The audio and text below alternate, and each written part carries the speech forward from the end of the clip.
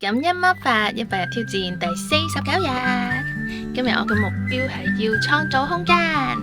我好感恩，我好有趣，好有活力，好有精神，好早起身，好直接，好開心。我仲決定要主導，唔俾情緒帶住，唔用情緒嚟溝通。你嘅目標？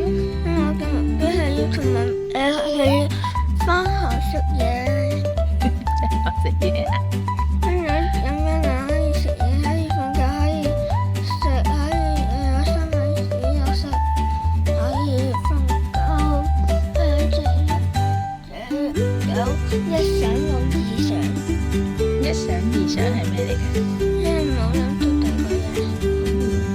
我好感謝阿仔陪我拍片，好感謝老公陪我一齊食晚餐，好感謝我嘅朋友同我一齊去探索，好感謝我嘅老師同學生同我一齊成長，好感謝我嘅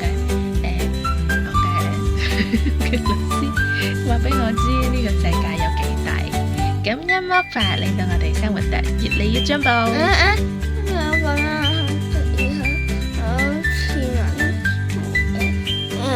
好似媽咪，又好似想奶奶呢，所以就係我的整個家庭。咩話？所以我係咩話？我的媽感恩魔法令到我哋越嚟越美女。